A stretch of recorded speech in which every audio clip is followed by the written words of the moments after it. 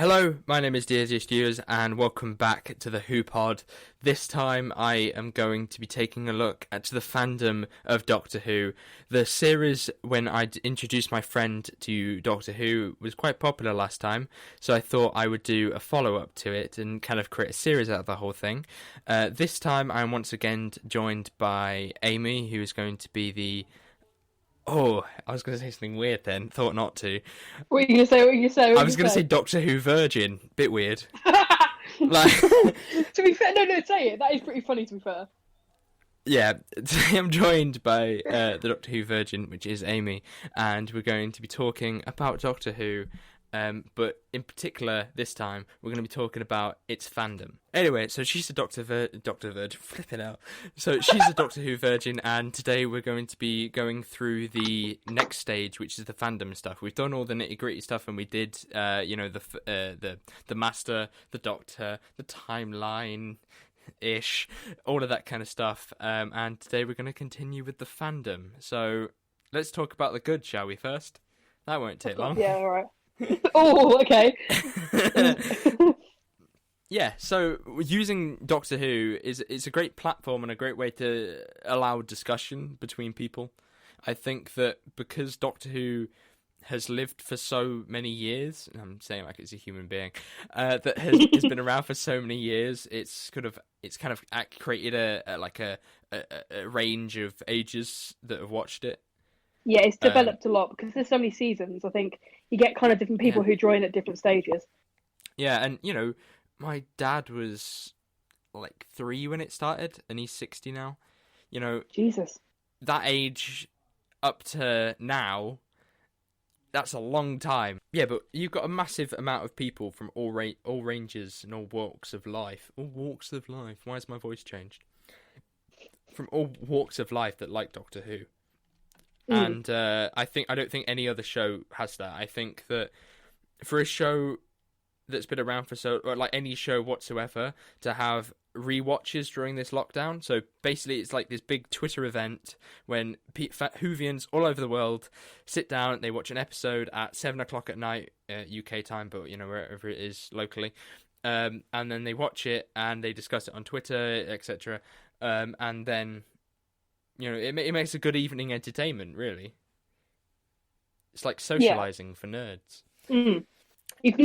An amazing thing about fandoms is that even though, obviously, half the people, or maybe 3/4 of the people you will never meet, you can bond with them over something that you're so passionate about. Yeah, you can. See, that's what I friends feel with like. people quite easily. Exactly, honestly, yeah. Interest. I mean, I'm not in whatever Doctor Who fandom or whatever. I'd say I'm more Marvel, Sherlock.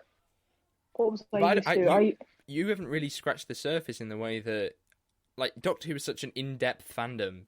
Exactly, you have to be groups. Yeah. You've got cosplayers. You've got the people of the classic series, individual doctors, like all of that kind of stuff. You got kids that like the running around, the sonicking. Those that treat it quite critically. I'd say I'm probably one of them. Like those that have grown up with it, those that don't really like it anymore. Like you've got all of them groups, and it's a lot of people. And I think like no other fandom really has that kind of connection. Yeah, I mean, yeah, exactly. I think like I said earlier, it's so many seasons. There's so many, and also with some TV shows, they kind of rewrite the same stories over and over again to kind of carry it on. But having saying I've never watched it before, I can kind of guess because there's so many different companions, so many different doctors, so many different storylines. There's so much content to go off of because it's very easy for a fandom to die off when there's no content and no sort of new stuff. So I think the reason why it's been running so long is because there's so much to talk about and there's so much in-depth stuff. You sound a bit croaky. Is that your voice or? Yeah, I think it's the audio. No, it's the audio, I think. Oh, you've gone back to normal now. I'm just gonna go switch my headphones. If you want, you can carry on talking. Yeah. Is there a lot of I don't know if you can answer. Is there a lot of conflict in? I know this is not part of the good bit, but is there a lot of conflict within the fandom? Like, is there a lot of very passionate people who disagree a lot? Yes, which was what my next point was going to be. I've given you a little. Oh, it's a transition. I've given We're you professional a transition. now. You didn't even give me a hint. I just went with it. You just knew that I was just going to go straight to the bad side. With any show, talking negatively about it gets you views. Yes. Really. I wouldn't say that, like, if you look at films, you know, like, who was, do you know who was interested in Cats? People that were looking to complain, because everyone loves to complain about everything. You know, secretly. People would rather have a go at people than secretly you do, anyway. Them. Yeah. Like, secretly you love the drama, the thing that something is so trash that you can talk about it and rinse it and make jokes at it on Twitter over and over again. Do you feel like, I mean, I'm guessing you've been, how many years would you say that you've been in the fandom for? I think that it was probably when I was about 16, I actually felt it more. I felt its presence. But I think I've always been there. Like, some of the people that I used to watch when I was a kid, I now know. Like, they follow me on Twitter and things like that. So I suppose that's changed as I've grown older, is that those people who've still been around. So I used to watch The Geek's Handbag when I was a kid, and now he follows me on Twitter. Obviously, me asking you that question, because I know obviously you've been, I'm guessing, I can't remember if you said, but you've been a fan of it for obviously a long time. Like, you used to watch it as a kid, but you weren't. There's a difference between being a fan and then being in the fandom. Because being in the fandom, you're going in depth, you're talking to people about it, you're going on different social medias. Where being a fan, you just watch it and that's it. I think that you get your casual viewer. Exactly, yeah. Like, I think that some of our friends are casual viewers. You know, you do get the kind of the odd person that has taken it, I think, to heart. Yes. And that has meant that they live and breathe the thing. Yeah, they're more offended by them. They're not offended in the fact that maybe they're like, take it on, they're like, oh yeah, I kind of get that. They're actually personally offended about someone else's point of view about a show. Yeah, I think that there is a kind of a God complex, really, with some people that believe that they are always right. Yeah. This can go for anything, to be honest. But some people do believe that they are God's descendant, and they are the only thing that is true. And if you don't believe in them, then you're clearly this, that, the other. You know, like, you just brandish you with every name under the sun because you simply don't agree with me on a TV show, and that's completely wrong. I can think of a couple of people. Whatever side you're on, whether you like it or you dislike it, that's still wrong. Yeah. You know, I think that there are definitely people on what I would call my side, the people that like it, that do go too far with how they tell other people that. Really, the bad side, I think, are the main culprits of that. I'm trying to be balanced here, but the only way I can seem to describe it is bad side, good side. Like, everyone on the bad side is not necessarily a bad person. They just don't like Doctor Who anymore, and that's what I'm trying to get across, not that they're bad people. So that's going to bring us on to the most recent version of the fandom, which is the Zest Pit, as I'm going to call it. The bad side, the Series 12 side, the Twitter warfare, the abuse, everything. Okay, so I'm guessing Season 12 has brought on some sort of... I think Series 11 brought it on as well, but I think that since Jodie Whittaker was cast as the Doctor, I think there has been a bit of a civil war. And a lot of people have pointed it out recently. Okay, I'm not going to stereotype here because I'm going to sound like really horrible, and I don't mean to be, but like, I know there's always going to be some sort of controversy with like giving the role to a woman. Whereas, I understand that, like, I do understand obviously equality, great, good for women, but then there's a point where if they were gonna involve a woman doctor, why did they have to wait till season 12? Then I think that 11 was her first series. 11. I feel like they're only doing it because other shows have gone, like, oh, might do a woman. Like, for example, James Bond, they were going to do a woman, weren't they? Mm-hmm. And I think there was a lot of other stuff that were going to do women instead of male roles. I feel like they're just being a follower. You know, which is known as this sort of woke culture, which is what the I hate to say it, but the kind of right, the people that are the what I would call the bad side, the bad people, the ones that are quite aggressive on Twitter, shouting woke at this, shouting woke at that, everything like that. Those that come out of Star Wars films and Doctor Who and Star Trek and everything really at the minute, not because hey, it features a woman, but because they don't like how it's portrayed. Which I think, to be honest, they do have a point. At some point, they have a point, because they're talking about discrimination, like positive discrimination. Doing something not for the sake of story, but for the sake of, it's like, hey, let's cast a woman, because that gets us in headlines. That gets people going crazy.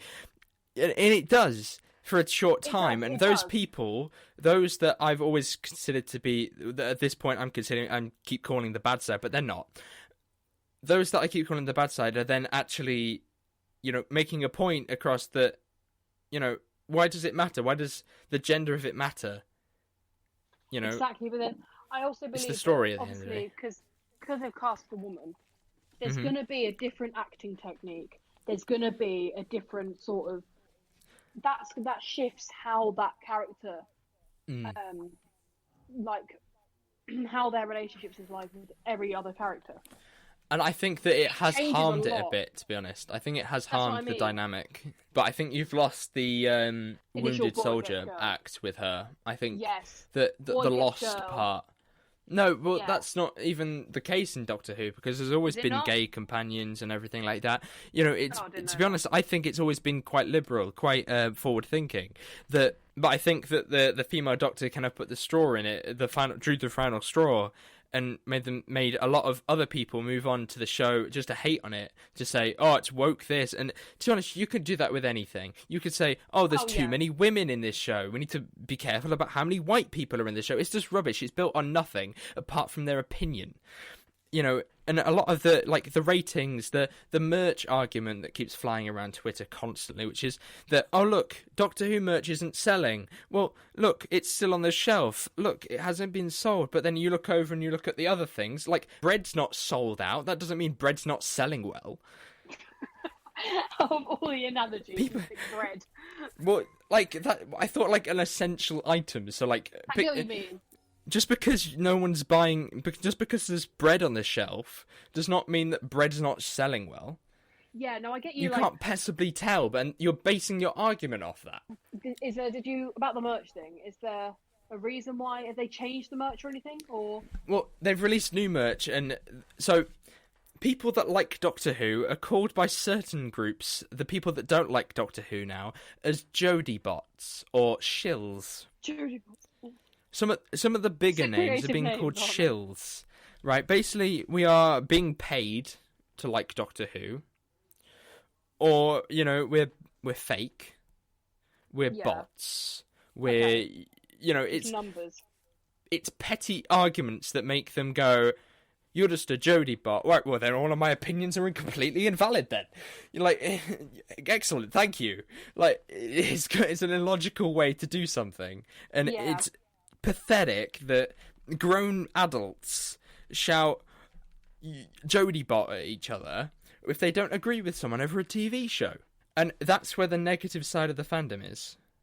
So the thing is, it doesn't depend on the actual show, it depends on the people in it. And that's what you can't do about it. I see what you mean. I think it has ruined the show a little bit for me, to be honest, because there has been many moments when I've sat there and I've gone, oh, I didn't like that line. Why? Oh, because the people on Twitter are going to freak out about the line. Yeah, like you're more, and also with the fandom, the whole point is you're meant to share your thoughts. You're meant to go, oh, I love this bit, and then find people that agree with you, or just express your view on it and your love for it. But then when it gets to a point where you avoid expressing your point of view in fear of other people smacking you down and being like, no, I don't agree with that, that's where it goes too far. And I think a lot of people have actually, they've left, like, you stopped using Twitter and everything like that, because their opinion has always just been like, I like Doctor Who at the minute. Oh, you piece of you horrible human being. Like, it's just constant, like, this, that, and the other. You know, just racism, sexism, just everything over a TV show.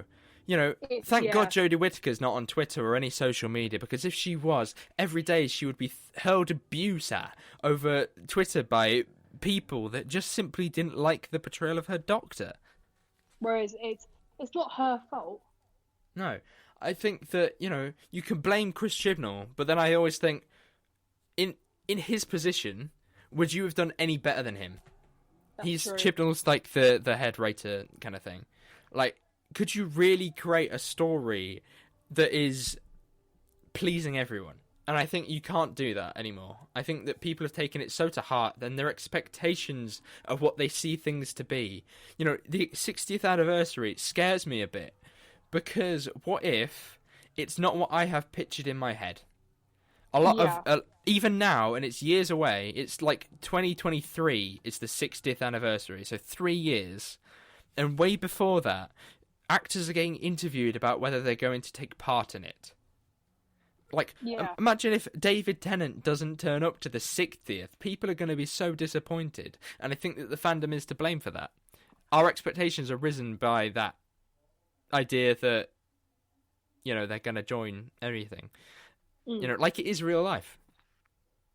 Like, because they want to be, their headspace is that they are the writer, and what they see in their head, what they imagine while they're at school or at work, if that doesn't come true, then they are disappointed by their a different point of view. Yeah. And I think you kind of have to live with what the writer's interpretation of it is. There's literally nothing you can really do about it. The outcome is always depending on the directors and the writers and directors. Yeah, the writers. More like writers, I think. I don't think directors tend to be like guest directors. Really, they don't. Okay. They don't have like massive amounts of control over the story. Yeah. Really, they're given it, and they say direct this. To be honest. Yeah. Yeah, it's just. I get what you mean. It just gets a bit too much. It depends on how deep you are into it. You know, people get hurled abuse at them over the internet for simply not liking something. Orphan 55 was an episode this year, that really got under people's skin and was quite divisive. To be honest, I didn't enjoy it that much, but there were moments that I did like. And in my review, I really did like... I spoke a lot about the good stuff, because that's how reviews should be, really. It's about pointing out the stuff you like and then saying, actually, this was bad. They should fix this, but obviously they won't, right? And I think a lot of reviews do it over negative stance, to be honest. It shouldn't be. But, you know, I did get a couple of dislikes for that. And a lot of people have had, you know, worse. I've seen comments on Twitter and stuff that say that, you know, you don't know what you're talking about, your opinion's invalid, you're being paid by the BBC. That must be extremely hurtful to a fan of Doctor Who, to say that you're only a fan of Doctor Who because you've been paid, or you're only a fan of Doctor Who because it's gone left. And if I'm honest, I don't like the direction. I don't like that a direction that left this direction. You know, I think that, you know, I wouldn't say it's leftist, to be honest. I'd say it's always been about current issues. And they did an episode which was called Orphan 55, as I mentioned earlier. And I didn't like the ending because it was an ending that made no sense, right? So they're on this planet, and the dregs, the villains of the episode, are humans. They're like global warming. They're us in like 50 years, right? That's the episode. But then at the end, they don't, you know, stop the end or, like, create a fulfilling story. No. They leave two people to die, and the Doctor just thinks that's kind of fine. And then she gets into the TARDIS, and then they pipe up this theme, this music, that's supposed to be inspiring, and the Doctor talks down into the camera like she's looking at you directly about global warming. What? That's not Doctor Who. How is that linked? That is the stuff I don't like right? That's fine not to like that. Some people did like it, and I think that it's good to talk about the current issues and everything, but I wasn't happy with how the story played out. That's why I didn't like that episode very much, and I think a lot of people were very much the same. But I do have, a lot of dislikes on the Timeless Child episode, because I said that I didn't like Timeless Child. I said that I liked it, which meant that I got a couple of dislikes on it. And I think that, it's like if I don't agree with you, then I have the wrong opinion. Yeah. It's just, nowadays, and I think that's quite hurtful. People are more likely to watch your videos if you have the same opinion. They wouldn't. Yeah. People wouldn't watch your videos if you surround yourself with yes men, really, don't you? You surround yourself with people that agree with you, and that's how you're friends with them. I think that when I talk about a Doctor Who episode, I like to think that what I'm saying is not talking down or telling someone that they're wrong. No. Because I liked it. You can like it, you can dislike it, it doesn't matter, but just don't have a go at me for not liking something or for liking it. And sadly, that happens a lot in the Doctor Who fandom. Certain channels, who will not be named, like to bring that up a lot and, talk down to the show and talk down to the people that like it for simply having a different opinion. And I think that is disgusting, nothing short of it. Sure, I think the other side, the people that do like Doctor Who, shouldn't talk down to the people that don't, because it's their opinion. But I think that once they've said something to you, you don't sit there and sit quietly. You have a go at them back. I think that you can quite easily get offended. Yeah, but, a lot of videos that I've done have been disliked because I have had a different opinion. Yeah. I have had a few interesting comments throughout the time. I had a comment, I think it got reviewed and deleted or reported or something, because I can't seem to find it anymore. But it said that, I turned the channel over when there were, when those two men said that they were gay. This guy's got an opinion, so let's challenge that opinion. It's a form of debate. You can do that. Yeah, but that's about different views. That's not about Doctor Who, though. That's a different topic. Yeah, no, as in debate about Doctor Who. So what I wrote to him back was that, but surely shouldn't you be there for the storyline? Not for, yeah. And then I didn't get a response, and now I can't find the comment. Yeah, because you finally realised that you've actually responded. Debate is good, and it's how you change things. It's not how you you don't sit in your little world, your little bubble. I question sometimes whether I am on the right side of this debate. Whether I don't say I love it. I don't love the new way that the show's gone, but I don't dislike it as much as those people do. And I don't. It's changed, I'm kind of in the middle in that respect. The people that really, really hate it, I don't want to be part of them, because I don't really hate it. There are aspects that I like. I think Jodie could be a great Doctor, but I think she has some really rough episodes. Yeah, it's not enough to throw you off and be like, no, I've had enough now. You haven't really reached your breaking point. I'm guessing, like a lot of other fandoms, do you get a lot of people who are like, obviously there's each person have their own different interest, like a passionate. Some people are more in depth with it, whereas some people are just light-hearted fans and wouldn't really delve deep. They're just kind of there for it, and that's it. You mean, like casual fans, those that watch it on a Sunday night and then kind of won't. Well, they think about it, but don't think about it past. They don't think. Yeah, they wouldn't really use like other things they have to kind of put that. I was gonna say, do you get a lot of people who are like fake fans? Fake fans. Have you heard that kind of thing? No. Okay. So, like, I can't remember which fandom it was in, but there's a lot of people who pretend to be fans and be like, yeah, I'm a massive fan, when really they know nothing about it. And they normally get a lot of slander for it. They get attacked a lot because of it. I think the fandom's quite accepting. I think however big your knowledge is of Doctor Who, I don't think it really matters. Like when we I take part in a quiz every 2 weeks on a Sunday night, and when I do that, I normally come last or like close to the end, and I don't get like rinsed for it. Yeah. And I think that, this must be one of the most accepting groups at the same time as being one of the ones that do the opposite. I think that, whatever your walk of life is, whatever your gender orientation, your sexual orientation, what am I saying? Orientation. You're very welcome into it. Yeah, into this group, and I don't think, we really care that much. Yeah, because I think there's a lot of... as long as you've watched it, we're quite happy to have you, Do you understand what I'm trying to say, though? Because, like, there's a lot of... You mean people that fake liking it? Who are like... Maybe they do care, but they're not as...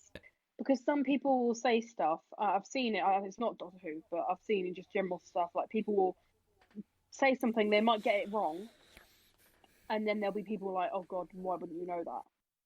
Or be like, you've got this wrong, and they'll have a go at them because they don't know the correct answer, or they don't know that this happened, or I think it can happen, but I don't think I've never really seen it happen. I don't think people care to that respect. Like if you went into it today and you started writing on Twitter, sure, you'd probably get the odd idiot that will say, oh, you don't know what you're talking about, kind of thing. But I think that a lot of people will, help you understand, like if you put a question out on Twitter about what, what this means for Doctor Who, to someone to explain to you what the canon means or anything like that, you can either find a video that somebody has made or somebody will tell you. Yeah. I think it is quite accepting to that response, I think. Yeah. Thank you very much for sticking around this month. I know that I've said a lot of stuff quite quickly, and I've spoken a lot. You haven't had much time to get in edgeways. Well, there's not really much that I feel like I could input as much. Like, other episode, there was a lot of it was knowledge that I had no idea about, so a lot of it was me questioning and listening. Eventually we'll get round to watching it. Yeah, I would say I don't really know. I think I'll know. You don't really know what a fandom is like until you're in it, until you're proper delved into it, because obviously every single place is completely different. Yeah, but thank you very much for sticking around. It's quite a commitment, even when you don't really think about it. It's quite a commitment to, sit down and do the recording for like 40 minutes, an hour. So yeah, thank you very much for turning up. No what else I needed to say? You don't have any links, so I don't have to do your plugs. No. I didn't do it last time. So thank you very, very much for being around. And I suppose we'll see you next month. Well, you won't be here. Hopefully, please. Oh. Maybe not next month, but maybe in a couple of months we'll do like a part 3, which will be like the next section. But I have to think of one. But thank you very much for listening. Hopefully you did enjoy it. Hopefully you agreed with me mostly. You didn't. But thank you very much, and we will see you soon. Goodbye. Bye.